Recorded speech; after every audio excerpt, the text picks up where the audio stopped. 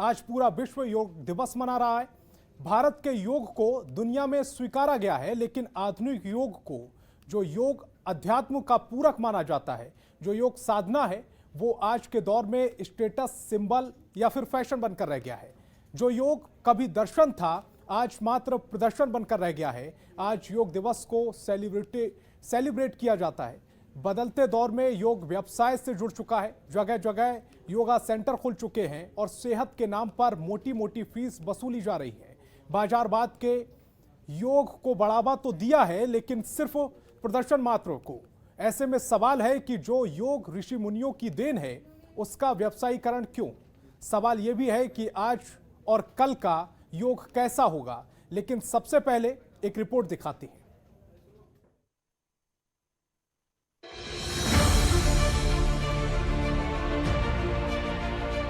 विश्व योग दिवस की शुरुआत तो 21 जून 2015 से हुई थी, लेकिन योग का इतिहास हजारों साल पुराना है।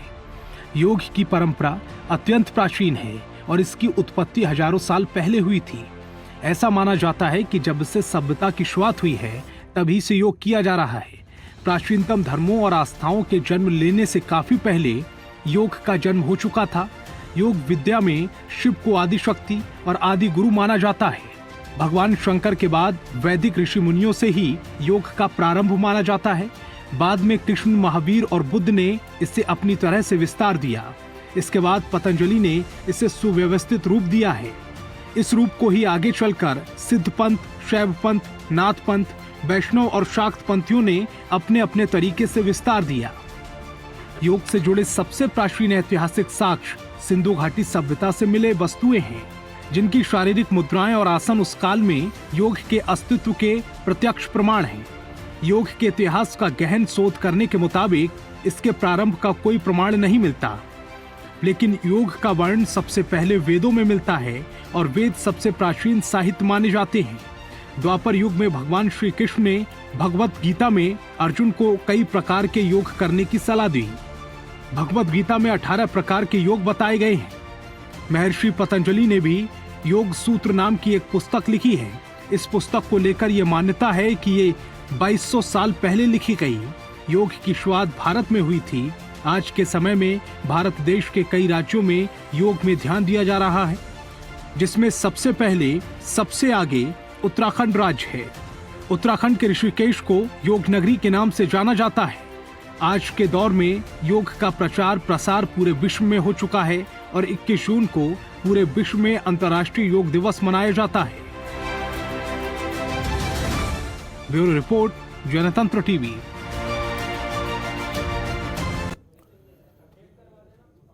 तो आज सवाल पूछ रहे हैं कि योग दर्शन का विषय है या प्रदर्शन का विषय। वजह बिल्कुल साफ है कि योग दिवस तो मना रहे हैं, लेकिन योग का इतिहास कितना पुराना है, किस तरह से योग की शुरुआत हुई, ये कोई नहीं जानता। हालांकि कई तरह की मान्यताएं हैं और सबसे बड़ी मान्यता यह है कि जो हमारे ग्रंथ हैं उसमें योग के बारे में बताया गया है। प्राचीन काल में आत्मा परमात्मा का मिलन योग साधना होता था। आज के दौर में सेहत के नाम पर इसका किस तरह से बाजारीकरण किया जा रहा है, वो भी दिखा देते हैं आपको।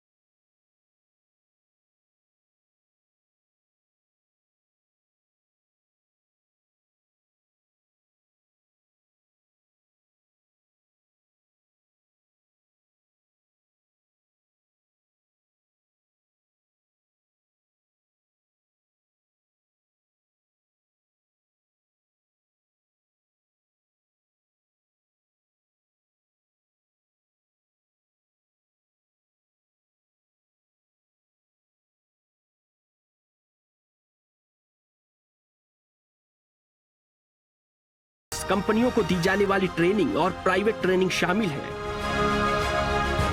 ट्रेंड योग टीचर प्रति घंटे 400 से 1500 रुपए तक फीस लेते हैं।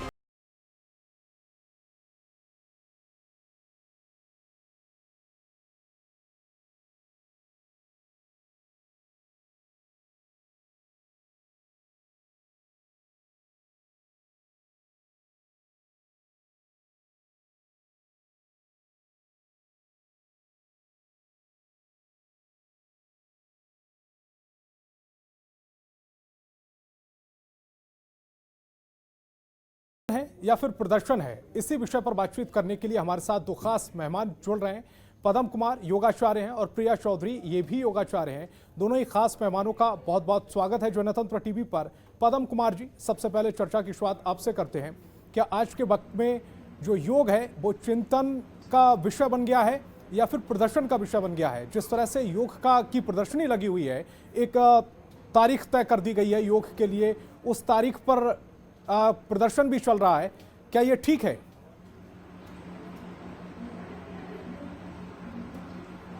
सबसे पहले मैं सभी को अंतर्राष्ट्रीय योग दिवस की शुभकामनाएं देना चाहता हूं। और एक्चुअली योग जो है हमारी पारंपरिक से जुड़ा हुआ है, जो कि अगर हम उस पारंपरिक को अगर हम अपने ऊपर पहले जो अप्लाई करते थे, पहले जो ऋषि मुनि थे जिन्होंने योग की, इस तरीके से आवाज ब्रेक हो रही है। आपकी आवाज अच्छी आ रही है, आप बोलते रहिए। ओके, हाँ, जिस तरीके से हमारे जो ऋषि मुनियों ने जो पारंपरिक जो योग है और अपने जिसको जो कि चित्त को शांत करने के लिए बात कही थी, वहां पे उन्होंने आत्मा को परमात्मा से जोड़ने की बात कही थी जी। तो जैसे कि अगर हम देखा जाए कि पहले जो अष्ट अंग योग है ऋषि मुनि ऋषि पतंजलि के, है ना, तो पतंजलि की हम जब बात करते हैं तो पतंजलि जो कि फादर ऑफ योगा जिनको बोला जाता है, ऋषि मुनि पतंजलि, जिन्होंने योग को 4 पाद में डिवाइड किया: समाधि पाद, साधना पाद, विभूति पाद, कैवल्य पाद। अब इन पादों के द्वारा, इन चैप्टर के द्वारा चित्त को कैसे शांत कर सकते हैं, तो महर्षि पतंजलि ने जो एक डेफिनेशन दी है कि सबसे पहले अथा योगा अनुशासनम, राइट। तो हमें अपने आप को डिसिप्लिन में लेके आना है। सबसे पहले डिसिप्लिन में लेके आए, तो डिसिप्लिन में जब हम आ जाते हैं तो ऑटोमेटिकली भी धीरे धीरे जो दूसरी डेफिनेशन योग से चित्त वृत्ति निरोध है, चित्त की वृत्तियों को शांत करना ही योग है, राइट। तो पहले के ऋषि मुनि ये सारी चीजें यूज करते थे, इस तरीके से उन्होंने अपने ऊपर अप्लाई किया। पर आज के युग में थोड़ा सा मतलब वर्जन थोड़ा चेंज हो गया है। आजकल थोड़ा लोग अपने सेहत के लिए मतलब ज्यादा अवेयर हो चुके हैं। और जो कि देखा जाए तो पहले की जो डाइट है और आज की डाइट है, दोनों में बहुत अंतर है। पहले लोग मुट्ठी भर खाते थे, जितना मुट्ठी में आता था, राइट। उस मुट्ठी भर अन्न से ही वो ऊर्जा बॉडी के अंदर लेके आते थे और साथ में खाना खाते थे। आज की डेट में इतना ज्यादा मतलब डाइट में, न्यूट्रिशन में इतना ज्यादा मतलब मिलावट है और जो कि बॉडी के इसके ऊपर इसका इफेक्ट पड़ रहा है, तो वहां पे योग बहुत जरूरी हो जाता है। अब रही बात दर्शन की और प्रदर्शन की, योग हमारा दार्शनिक है और देखा जाए तो उसको दर्शन के तौर पर अगर उसको करा जाए तो ज्यादा उसके अल्टीमेट बेनिफिट है, ना कि प्रदर्शन के रूप में, जो कि आजकल प्रदर्शन बन चुका है, ठीक है। बट कहीं ना कहीं लोग तो अवेयर हो चुके हैं योग के द्वारा, है ना। अगर पहले तो योगा को इतना ज्यादा कोई जानता नहीं था, जैसे आदिकाल से योग चला आ रहा है, राइट। उसके बाद फिर ऋषि मुनि आए, ऋषि मुनि कपिल आए, ऋषि मुनि पतंजलि आए, ऋषि मुनि घिरंड मुनि आए, आपका क्या श्री सिद्धांत पद्धति है जो आपकी, राइट। तो इस तरीके से आत्माराम है, तो कई ऋषि मुनियों प्रदर्शन का दौर चल रहा है। हर चीज हम सेल्फी और फोटो के जरिए प्रदर्शित कर देते हैं, योग को भी प्रदर्शित किया जाना चाहिए।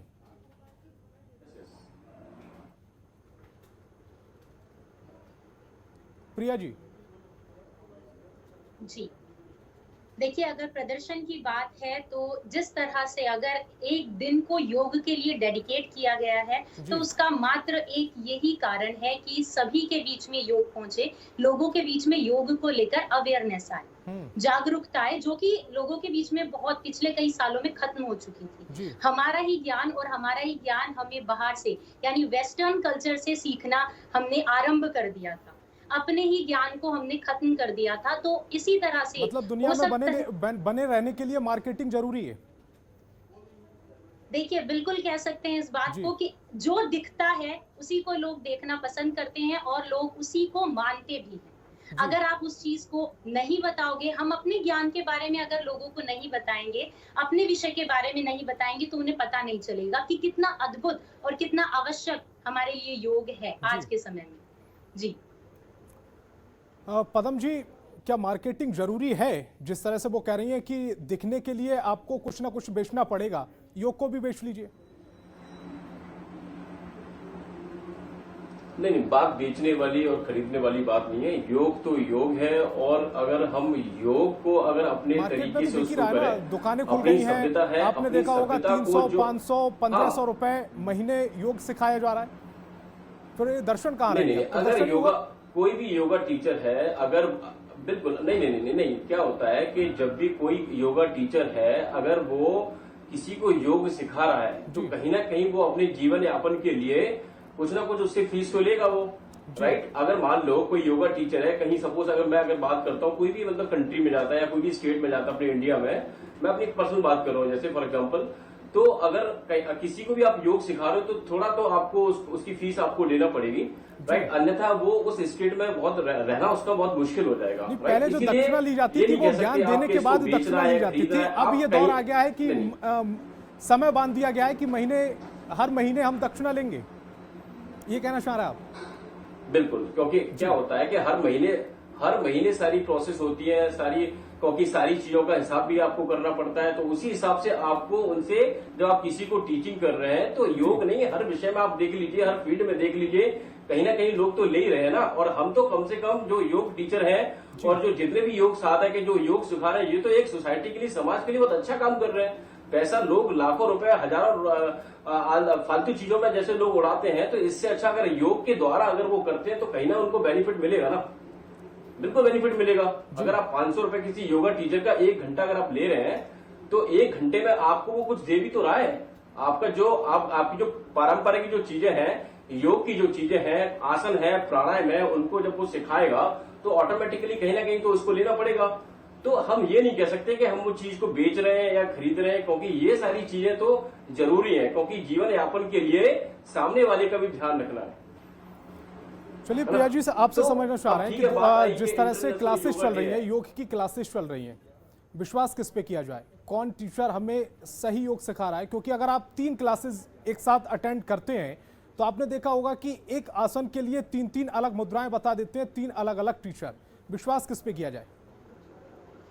देखिए, जो मैं मानती हूँ, जो हम कराते हैं, वो हम क्लासिकल ट्रेडिशनल, क्योंकि वही सही साइंस है, और हमारे जो ऋषि मुनि कराते आए हैं आज तक, वो वही हमारे जो टेक्स्ट में लिखी हुई है, ट्रेडिशनल क्लासिकल योग किस प्रकार से किया जाए। देखो, अभी आज के समय में जैसे जैसे मॉडर्नाइजेशन होता जा रहा है, उसी के साथ में योग की फॉर्म बदलती जा रही है।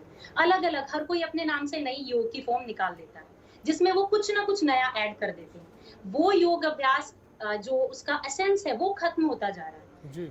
एसेंस खत्म नहीं होना चाहिए। जो आदि योगी शिव के द्वारा जो हमारे टेक्स्ट में जो ट्रेडिशनल योग, क्लासिकल योग दिया गया है, वही लोगों तक पहुंचे, यही होना चाहिए। और जो आप दक्षिणा की भी बात कर रहे थे, फीस सिस्टम की, मैं उस पर भी थोड़ी सी बात करना चाहूंगी कि हर कहीं ऐसा नहीं होता, और इसी ट्रेंड को जो हमारे ऋषि मुनियों से चलता आया है, गुरु दक्षिणा, उसी चीज को हम आगे बढ़ा रहे हैं अपने निर्वाण योग पेज के, अपने चैनल के थ्रू, क्योंकि यहाँ पर हम कोई फीस नहीं रखते हैं। यहाँ पर हम केवल जो गुरु दक्षिणा है, जिसकी जितनी कैपेबिलिटी है, जो हमें दे सकता है, वो उतना ही देता है। तो ऐसा नहीं है कि हर जगह योग को खरीदा और बेचा जा रहा है। कई जगहों पर योग की सही जो ट्रेडिशनल नॉलेज है, वो भी दी जा रही है, और उसके लिए योग को बेचा नहीं जा रहा है। चलिए पदम जी, आपसे भी यही चीज समझना चाह रहे हैं कि किस पर यकीन करें कि जो हमें सिखा रहा है वो ठीक सिखा रहा है, या वो उसी पद्धति से सिखा रहा है जो हमारे ऋषि मुनि जिस पद्धति को आगे बढ़ा रहे थे। क्या उसका बाजारीकरण हो रहा है, और कितना बाजारीकरण हो रहा है, ये कैसे अनुमान लगाएं? नहीं, एक्चुअली क्या है कि जब जो साधना है, योग साधना में हम आसन की बात करते हैं, प्राणायाम की बात करते हैं और मेडिटेशन की बात करते हैं। देखा जाए तो जो ट्रेडिशनल जो आसन है, हमें वही आसन करना चाहिए जो कि ग्रंथ संहिता के अकॉर्डिंग है, हठ विधिका के अकॉर्डिंग है। तो उन आसनों की जब हम अपने ऊपर जब अप्लाई करते हैं तो ऑटोमेटिक बॉडी में चेंजेस आते हैं, बिहेवियर हमारा ऑटोमेटिक चेंज हो जाता है, राइट, जो कि हमारे लिए मतलब काफी फायदेमंद है, हमारे बॉडी के लिए, हमारे माइंड के लिए, ये सारी चीजें।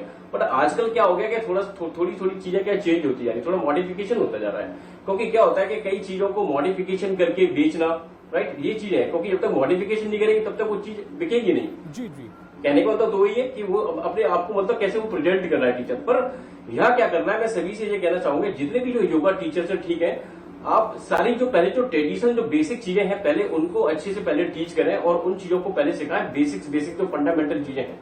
उसके बाद आप बेसिक्स में जैसे सुपाइन पोजीशन में जिस प्रकार बच्चा सीधा होता है, सीधा पैदा होता है, फिर उल्टा होना सीखता है, बैठना सीखता है, फिर खड़े होना सीखता है, ऐसे ही ट्रेडिशनल आसन है, पहले सुपाइन पोजीशन में, प्रोलाइन पोजीशन में, सिटिंग में, स्टैंडिंग में, जो कि हमारे हार्मोन्स को एक सीक्वेंस में एक्टिवेट कर देते हैं, राइट, इसीलिए वो जरूरी है। और अब बात आई कि कौन योगा टीचर सिखाने लायक है, कौन नहीं है। तो क्या होता है कि जब तक अगर वो प्रॉपर योग की एजुकेशन नहीं ले तब तक इस सामने वाले को उससे सीखना नहीं चाहिए, पहली बात तो, राइट, क्योंकि आजकल मार्केट में ये भी है कि छोटे जो सर्टिफिकेट कोर्स है 45 डेज का है ना, 45 दिन का। मैं एक पर्सनली अपने ऊपर मैं बता रहा हूँ कि मैं मतलब जो मतलब ऑब्जर्व कर पा रहा हूँ, 45 डेज का मतलब लोग योगा कर लेते हैं, 1.5 महीने का कर लेते हैं, 2 महीने का कर लेते हैं, 6 महीने का। तो योगा ऐसा नहीं कि आप 6 महीने में आप पूरा योगा टीचर बन गए हो। इसके लिए निरंतर आपको अभ्यास करना पड़ेगा, खुद अभ्यास अपने ऊपर करना पड़ेगा, फिर आप अपने शरीर के ऊपर देखेंगे कि आपको अभ्यास उससे कहाँ फर्क पड़ रहा है, तब आप उसको खुद देख के ही बता सकते हो कि उस व्यक्ति को इस जगह स्ट्रेच आ रहा है, इस मसल्स के ऊपर स्ट्रेच आ रहा है, इस जगह कॉन्ट्रैक्शन आ रहा है, राइट, ये सारी चीजें। पर और उसके लिए ज्ञान बहुत जरूरी है। दोनों मेहमान हमारे साथ जुड़े, वक्त की थोड़ी कमी है, माफी के साथ दोनों को रोकना चाहूंगा। दोनों मेहमान हमारे साथ जुड़े, आपका बहुत बहुत शुक्रिया। योग को किस तरह से करना है, किस पोजीशन में करना है, हमारे ऋषि मुनि किस तरह से करते थे, किस साधना के साथ करते थे, ये समझना बहुत जरूरी है। बाजारीकरण बहुत ज्यादा है, ऐसे में दुकानों के चक्कर में ना फंसे, ये जनतंत्र टीवी की आपसे सलाह है। खबरों के निष्पक्ष विश्लेषण के लिए सब्सक्राइब करें Jantantra TV and press the bell icon. Never miss any update.